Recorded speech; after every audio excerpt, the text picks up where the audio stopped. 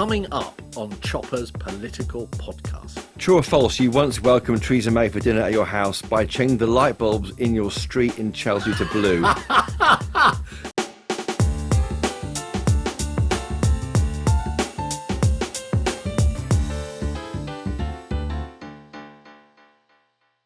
Welcome back to Chopper's Political Podcast, where I bring you the best news, guests and gossip from the heart of Westminster. My guest this week is the former Work and Pensions Secretary Mel Stride, the first of 6 Tory MPs hoping to succeed Rishi Sunak as party leader.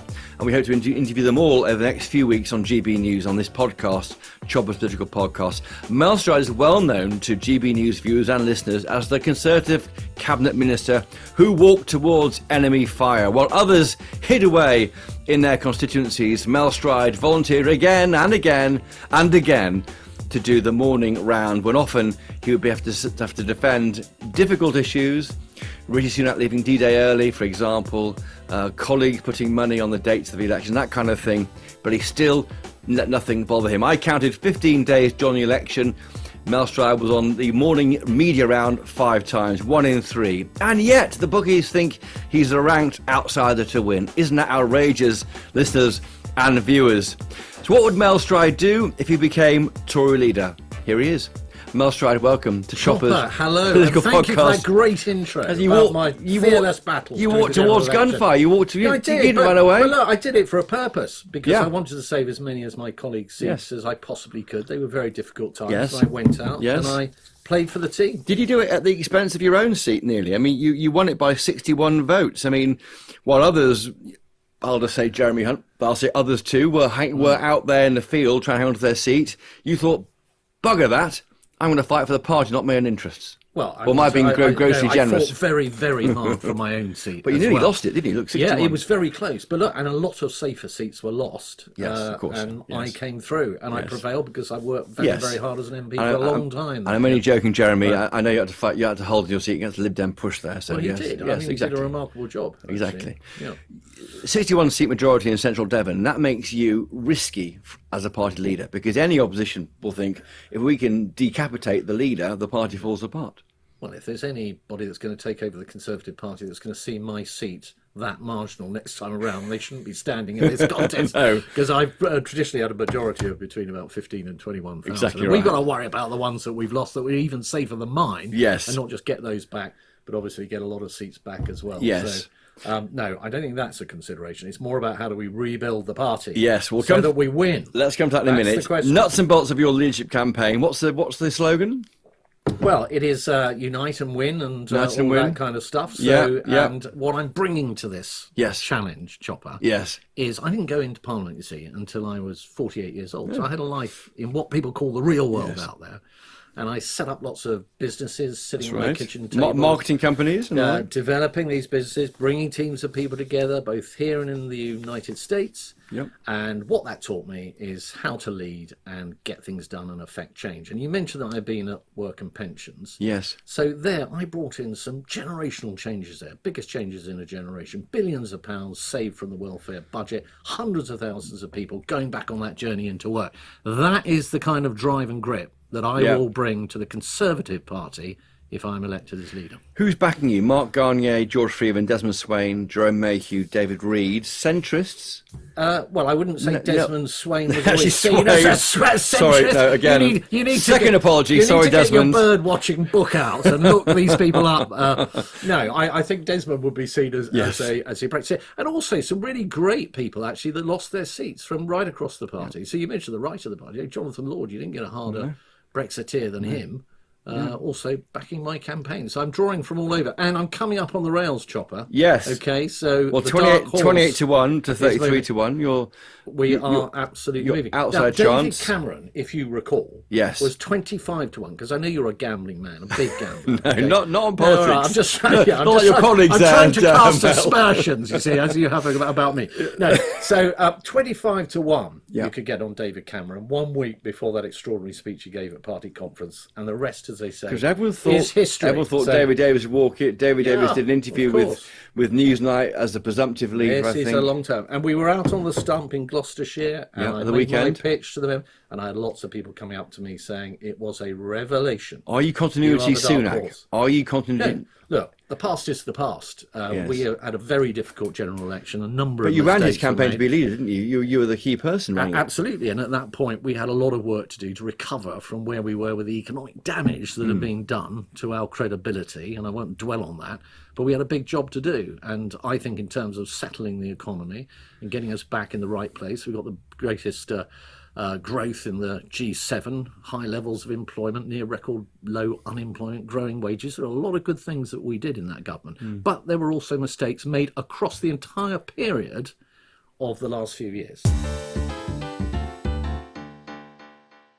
And that was that, because at that very point in the podcast, we had a Westminster-wide power cut which knocked out the power and other things in sandwich shops locally, including GB News's podcast studio. So Mel Stride went off and met with another journalist, and now you're back. And I've come back, Chopper. And that's not bad, You look a bit less hot.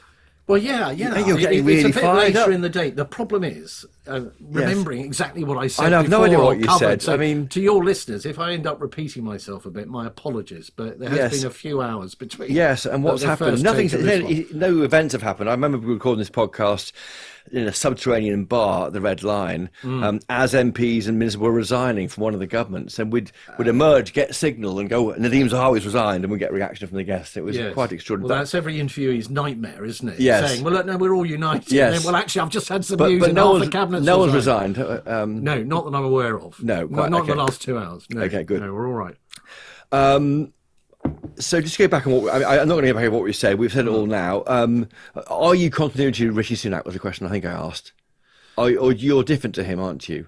Well, yeah, absolutely. Look, there's a time and a place for everybody. Yes. I think we'd covered the fact that I'd accepted that mistakes were made. Yes. But I think I also pointed out that there were major achievements, including settling the economy. And that was which vital. Was absolutely vital at that time, if you remember. And that's one of the things we've got to get back, is that sense of competence, particularly around the economy. And that's one of the strengths that I have. Chair of the Treasury Select Committee. Of course, yes. And Financial Secretary of the Treasury, I do understand the economy. And Working Pension Secretary after that. I need to ask you about the general election, why it was called. Lots of members are upset it was called. Tory MPs are very upset it was called because many of them lost their seats. Were you for or against that decision? So look, once the decision had been taken and it was announced at Cabinet, there was no point nowhere else to go other than to say, look, right, that's the decision. Let's row in behind it, and let's do our absolute best to get the best result that we possibly could. And that's what I did. And it was that point that you walked towards the gunfire, as you said at the beginning. You took on the critics when others weren't. Did you actually have a dressing room for you in various studios around the Mel Stride honorary room? Well, it's a good question, actually, because GMB, Good Morning Britain. Oh, yes, rival channel. Rival channel. They're nothing like as good as yours. But they had me on, I think, 8 times. 8 times. And every time I went on, they showed a little sliver of a still of me on the previous occasion. So in the end, I was reduced to this tiny little box in which they interviewed me. And they did actually do a little tweet where they showed that their most honoured guest had his own dressing room there with my name on the door. And did you wear different ties or the same clothes? I tried to mix it up a little bit, and this ended up getting commented on as well. So I think the whole nation were on the edge of their sofas waiting for Mel Stride to appear on GMB. Okay, but looking forward, you are standing to be the next Tory leader. Left or right of the party, what are you? So look, I'm a common ground conservative. What does that even mean? Right, so that means that there are some very important issues like migration, net migration, illegal migration, low taxes and so on, that we all unite around. They're traditionally seen as right-wing values, I suppose. In old money. In old money. And I totally sign up to them. So look, I want to do what I did at DWP, Chopper, which was I went in there and in 18 months I gripped a department that spends about a quarter of all government spending, 90,000 staff. I brought in fundamental reforms, saved billions of pounds. 2/3 of the money allocated for tax cuts in our last manifesto came by way of my reforms. So I'm going to be that smaller state Conservative. I'm going to find that. I'm going to get more efficient public services. I'm going to find that fiscal space for tax cuts. You've got that detail in your head. I know how to do it. It's all very well. Business person. You can talk to the cows come home about, we've got to get taxes down. What you've got to answer is, how are you going to do it? I know how I can do it, and I've already demonstrated that I've done it. And you'd be a collegiate leader, would you? You'd bring people on board? Would members get a say? Could members vote for the chairman? I've written now extensively, I think even in your newspaper. Yes, my old newspaper. Your old The Telegraph, newspaper. yes. The Telegraph, yes, heaven forbid. About exactly this. Now, on democratising the party, what we need to give members more of a say about who's on the top table. We've got to give them value. What's that mean exactly? Elected chairman? Means, not chairman, actually. I think a vice chairman campaigning. But look, my mind is open. I do want to. I do recognise with the chairman, it's very important that the prime minister or the leader of the opposition actually have the ability to appoint those individuals. They're going to have to work very, very closely with them. But we need members to have somebody at that table who's directly elected by them. We need membership to be not just about being asked for more money once you've joined as a member, which is what's happening at the moment, but to be about value in the way that trade unions, for example, heaven forbid, Chopper, trade unions deliver for their members. They deliver, the discounts and the benefits and the say in policy formulation and so on. We've got to move to that space because we've got to become a mass movement again. And we can do it. And you went towards that under Boris Johnson, I think. You went at 160,000 so members. Yeah, it's picked up. But it's sort of gone up and down. But the reality is we are not deeply rooted in communities up and down this country, with younger members in particular, in a way that we were in the past. And that's where we've got to get to. And many of them do have right-wing views, but they don't join the Tory party. That's a problem, isn't it? Why did you send out an email to members saying, join the revolution? Because the nature of the change that we have to bring forward is going to have to be revolutionary. Okay, so if you look at CCHQ, our central office, there's no point looking at it and saying, well, a tweak here, a tweak there, we'll do so a little bit of this, a bit of lip service to this, that, and the other.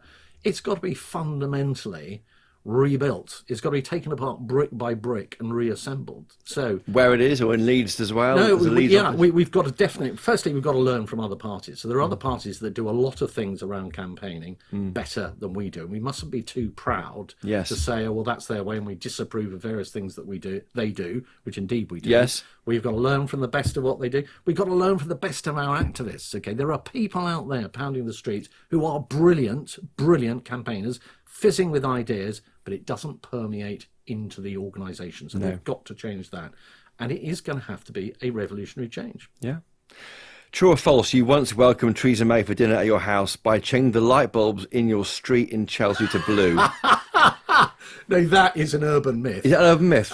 Theresa did come round, not for dinner. She came round to address some colleagues at my place some years ago. Was there blue lights on the doorstep? There were blue lights, I think, on the police cars, as you might expect. They were flashing when she came up, but that does not translate into changing all the street lights. Yes. I mean, I think the Royal Borough of Kensington, Chelsea, or whoever it was, might have had something to say about that. Oh, you're a very powerful man. You can do what you like. Well, I'm not changing the street lights, sadly. But you're a low tax, low immigration Tory? Yeah, absolutely. You've been in power, though, for those 14 years. On those two measures, you have failed. I mean, you have got a higher share of tax take now from taxes. You have got immigration at record levels on the legal side, and the illegal side is difficult too.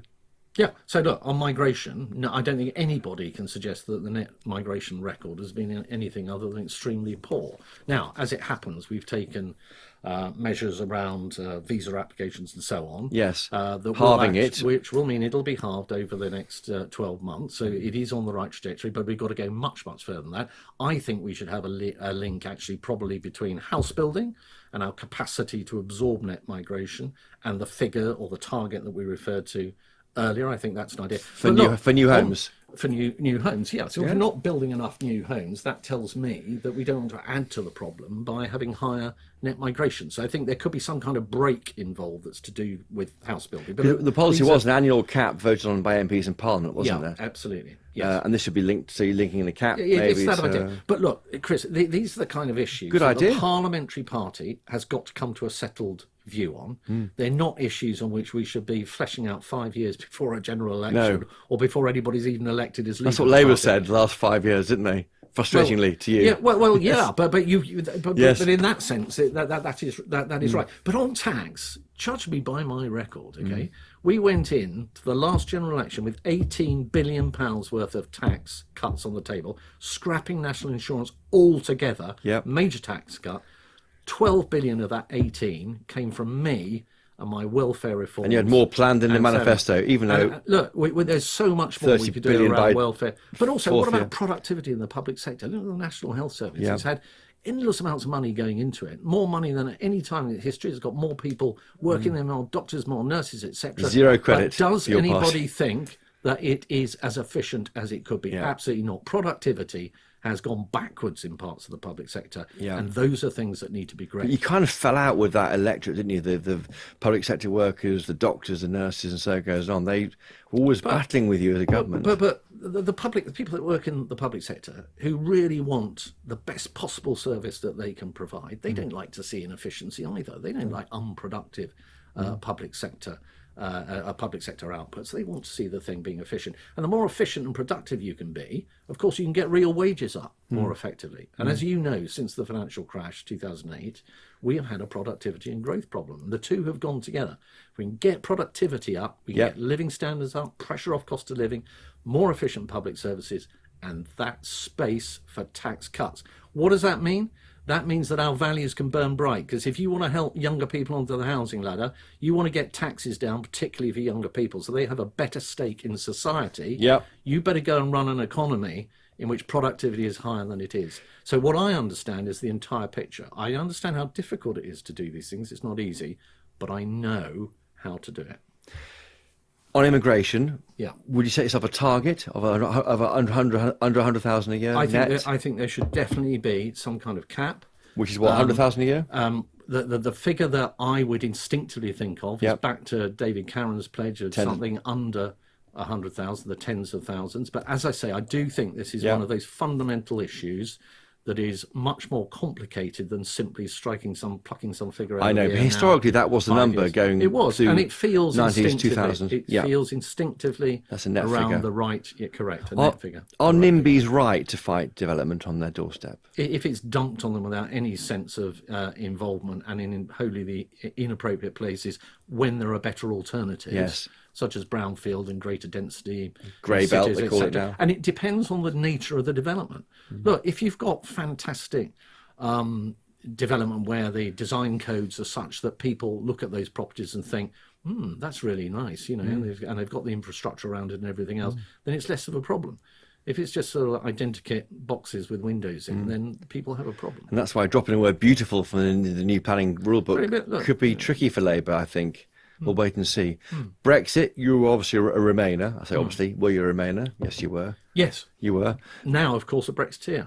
You are. We are all Brexiteers. Well, we all should be, because I'm a Democrat, first and foremost. Yeah. And when that decision was taken in 2016, that was it. Yeah. Game over. We are Brexiteers, and we've got a bright future ahead. ECHR, time to leave that? So another example of an issue. Yes, which I've simplified to 5 years. But 5 years before a general election, when history and things will change over the coming months and years, is not the time to paint ourselves in to stark positions on things like ECHR. If somebody does that in this electoral contest, and then expects to go back to the parliamentary party, Robert Jenrick has gone there already. Well, I'm not going to comment on any other candidates.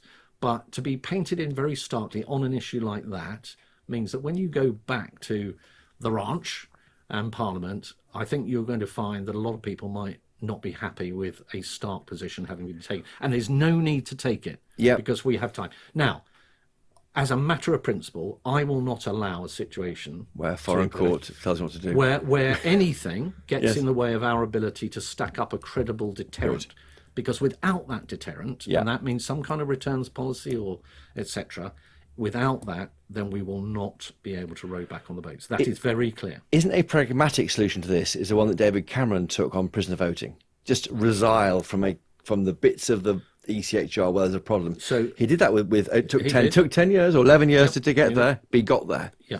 So look, the actual actions that when the time comes should be in our policy are yet to be fleshed. So you don't rule out resigning or withdrawing from a key bit. They could come in many forms. Yes. They could be derogations, negotiating derogations or reform of, or leaving, or whatever it may be. All I'm saying is that there is no need, and in fact it's counterproductive, to stand up today and say, that's it, this is the position, I'm putting a stake in the ground here. Yes. I think you risk going back to my fellow members of Parliament, many of whom will say, well, I'm sorry, but that doesn't work for us.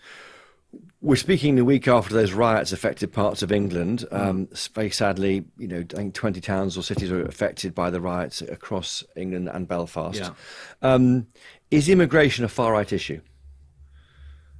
I think migration as an issue and the failure of government to get on top of it has definitely fed into the kind of issues that we're looking at. Yes. I think I see it in two broad areas, actually, when I look at these problems. One is, how do you address the immediate crisis of rioting? And that is strong and powerful interventionist policing. It is showing that justice can be dispensed very quickly with serious consequences for those that get involved. Which the government's done. I by and large, I think they have. And I think responsible opposition, particularly at times of national crisis, actually means that you don't just bite at every apparent opportunity for political advantage, that when it's in the interest of the country to actually stand behind our police and our government and so on, that's what you should responsibly do. But there are much deeper, broader issues. And I think these are around, to a degree, migration, but they're around social cohesion. They're around, what about these poor, white, working class areas where particularly young men feel very dislocated from the benefits and opportunities in society, and I think we've got to do a lot of thinking. That's on you and your government, isn't it? Well, it's on governments many years, over many years that these have been issues. There are also issues around social media, not just what goes online and the furtherance of disinformation, but also the use of end-to-end encrypted messaging, for example, that's used by some of these groups as well. So I think there's a very detailed set of thinking that needs to be done around this issue that we've got the time to do. But I do think that on balance, when it came to getting in there and dealing with the immediate crisis of those riots, we should stand behind the police and the judiciary and the action that was taken. Keir Starmer called it a far-right issue. I mean, GB News viewers, listeners to the podcast may say immigration is across the board. It's a big issue. It's not one. No, of course. The violent individuals have to be banged up. Lib Dem voters, we know from the polling, care a lot about net migration and the pressures that brings. So it is an issue for all of us. It is a common ground. You've got your solution. Absolutely. Nigel Farage, let's mention his name. He succeeded, I think, because he was able to offer up simplistic answers to problems that you kept identifying all the time, whether it being small boats or one in, one out, legal migration, taxation. He was able to offer simple solutions to problems that you discussed and made clear were problems made by your government or ones you had to face. Is that fair? I mean, do you think you created the monster that is Farage? I think Nigel Farage and Reform undoubtedly benefited substantially from the failings of the Conservative Party in government. Our failure to demonstrate competence, to get on top of net migration, to perhaps do more on getting taxes down and so on. I think there are all sorts of mitigating arguments around that, COVID and the cost of living crisis, having to spend £400 billion to support the economy, which nobody disagreed with at the time, and the tax consequences thereof. However, I think undoubtedly people came in that direction because of what the government hadn't been doing. The issue that I have particularly with Nigel Farage, if we go back to the riots, is this populist approach, which is about actually not just, as most people think, popular policies. It's also about setting up the bogeyman, the them and us, the people that aren't really on your side, the conspiracies that float around that So space. Asking about the nature of the attacker in Southport. Correct. Is that a problem so for you? What Nigel Farage did was he weighed in very early, and he knew this would be picked up very strongly, and questioned the truthfulness of the police after those terrible events in Southport. He also made a link, you may remember, between that individual and the individual who had heinously attacked in Kent in the recent past a uniformed soldier, and the question of whether terrorism was or was not, or mental health issues or not, involved in that position. But what that fed very quickly was this sense around this whole issue that the establishment, the police, our intelligence services were not being truthful and straight with people. Now, that is what populism is. That is setting up the them and the us against which people are then urged to rally against. And the beneficiary of that, of course, is Nigel Farage in those circumstances. But I think that needs to be called out and understood for what it is. And he shouldn't do it because he's an MP now. Is that your point? No, my point is I don't think... Don't do it anyway. I don't think anybody should do that. I mean, how is it helpful when you've got police officers going out there risking their lives in a rioting situation to be questioning whether they're being truthful with the public, for example? It's likely to lead to more police officers ending up getting in more trouble than they would otherwise. So his remarks, so it's not responsible. His remarks are putting the safety of police at risk. I think his remarks about the police not being truthful, potentially, around what happened, let me put it like this, were deeply unhelpful to those officers that were then having to go out and deal with the consequence of the rioting. Given all that, would you allow him to be a member of the Tory party if you were leader? Absolutely not. I made that very clear. So no deals with Nigel Farage. Look, Nigel Farage wants to destroy the Conservative Party. This is one of the things that he says reasonably frequently. There's no question of that. But that's not the same thing as saying, Chopper, that we haven't got to respect, absolutely respect, those people that voted reform, understand the issues that are of concern to them, and demonstrate that we have a credible plan to deal with them, and that we're a party of values. Now, one of the things that was coming across to me in the general election when I said to people, what are you voting? They'd say reform. Sometimes I would say to them, is it about migration and low taxes? No. Well, what is it? Well, it's because we don't know what you stand for anymore. So this gets back to that is an economic question as much as anything. If you're going to have that flame of conservative values of aspiration and opportunity burning bright, as they did once in the 1980s, they certainly burnt bright, you're going to have to run an economy that allows tax cuts to turbocharge aspiration and opportunity. That is the journey that we need. And that's the first principles for Mel Stride leadership. You're a late arrival in politics. What's that taught you? You ran a venture marketing group. You put on trade exhibitions. You put your money where your mouth is. You created jobs.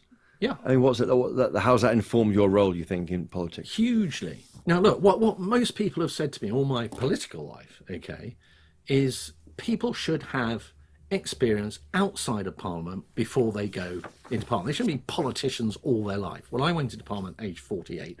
And to answer your question, what it taught me was that if you got together around a common purpose, a good idea, in the case of business, a business challenge, etc., and you know how to work with people, listen to people, respect people, motivate them, you can move mountains. Yes. And that's what I learned and did over and over again. I did it here and I did it in the United States. And I'm talking about me sitting at a kitchen table, coming up with an idea and taking it forward and employing people. I'm not talking about going into somebody else's business as part of a team and doing my bit. I'm talking about doing it from the ground up. That's what the Conservative Party desperately needs now. It needs that set of skills in order to reform. Would you reinvent the logo? I'd look at everything. I would say there shouldn't be any brick left unturned. Should the oak tree be a ladder? This is an idea which is Robert Halfon. That's his idea. His idea. You know, he wants to make it a ladder. I've had long conversations with Rob, who is one of the greatest campaigners that the party has ever seen, and he's right to be. And we've had long conversations about the reform of CCHQ and how to do all that stuff. He's a former deputy chairman, of course. He is a very great man. Would you make it a ladder, not an oak tree? Well, look, I'm not going to start redesigning it on your show, John. Why not? No, you'd love to. Just you and me talking. Well, it is, of course, just you and me. Well, I think you've got about 10 listeners. More than that, 15. So you shouldn't do yourself down. If you couldn't vote Tory, who do you vote for? No, I'm not going to answer that question. Why not? Because there's only one party for me. There always has been. I joined the party. Throughout your life, you've never been tempted? 1981, I joined. And the reason I joined was, look, I came from a family in which, my parents had left school before the age of 16. And I got a place at a direct grant grammar school, a free place. And then I got a place at Oxford University, and it changed my life. And I ran with that opportunity as far and as fast as I possibly could, and I never looked back, not once. And then I went into business, and I saw Nigel Lawson cut my taxes.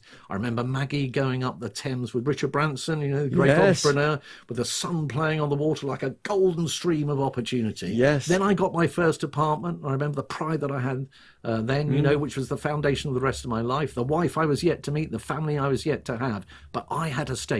And that made me a Conservative. I lived it. A stake in society is the point. I want, Chopper, I want more people to have exactly that kind of experience. And getting back to the riots, we've got to bottle some of that up and provide that and present it to some of those people who feel Give them very a totally divorced. Well, why is younger people? Look, trashing a library is always... More broadly, though, Chopper, look at who we're appealing to at the moment. The average age of a Tory voter is over 60. Yes, we have got to come up with, so there's no point in saying, we've got to appeal to younger people. Oh, yes, we've got to do a bit. We've got to have the biggest, boldest bazooka of an offer for younger people to get them to really sit up and take us seriously. And it comes back to an economic question. How do you get the fiscal space to deliver something big that is inclusive and fires up those younger generations? It's been great to talk to you on the podcast. Thank you. I've got 5 yes or no questions. Oh, they're always deadly. Can we do them next time? No, that's it. And the answer is yes or no. Oh, right, yeah. Would you do a deal with reformer Nigel Farage? A deal? No. I think I've answered that one. You have answered it. Yeah. But I'm asking the same 5 of all the different leaders. Yeah. Who want to be leader. Yeah. Would you get Britain out of the ECHR? So I can't give you a yes or no on that, but I have given you, I think, a very upfront answer about the approach that I would take, and then I wouldn't allow something like that to get in the way of an effective deterrent. But there are some questions that you I just accept that's not easy. Yes, I know. Should net migration be under 100,000 a year? Or almost certainly. Need to work that through with the parliamentary party, but yes, that's the ballpark. Would you means test the state pension? What, as in if somebody was earning too much money? Absolutely not. Yes, you wouldn't tax it, of course. That's not a policy either. If people have paid in, as a former Secretary of State for Work and Pensions, there's no question that, people should get their pension when they paid into it. Yeah, quite. For their whole life. And the licence fee, scrap licence fee? I think there is a debate around the licence fee and the future of the BBC in that respect, but I think that is a deep and detailed debate, and not one that's amenable to. No, I wouldn't sit here today and say. And I do, incidentally, in defence of Auntie Beeb, if you travel around the world, as I know you do, because you're a man of international mystery and so on, and you go to countries like the United States, etc., and you look at their media offer, the BBC is a pretty decent outfit in terms of reasonable presentation, not being interrupted by ads every 10 minutes or 10 seconds. I think it's a pretty good outfit. And if you don't win, and of course you're going to win, If you don't win, you would serve in a Priti Patel cabinet or other you'd unite the party, would you? Yeah, I would absolutely, 100%. No, I would, as I always do, I will row in behind whoever is there. But I'm in this to win it. Yes, you are. And I'm coming up the railings, and this is a contest that is not yet concluded. Well, Mel Stride, thank you for appearing on a broken up, but we got there together, didn't we? It was great fun. Chopper's political podcast. Great to have you on. Thank you for listening to this week to all our listeners and viewers out there. I tweet at Christopher Hope on X. Email me chopper@gbnews.uk. If you enjoyed it, I know Mel Stride has, please tell your friends. And if you really enjoyed it, please do leave a 5-star rating and a review on Apple Podcasts and Spotify. It helps other people to find it. Thank you to the brilliant team of GB News colleagues behind this podcast, Mick Booker, Jeff Marsh, Rebecca Nunes, Keith Bays and George McMillan. But most importantly, all again, thank you to you for listening. If you want more Chopper in your life, and who doesn't, please catch me during the week on GB News and at midday on Wednesdays when Parliament sits for PMQs Live. Do keep up to date with all our best reporting on politics on our website at gbnews.com. Until next time, cheerio!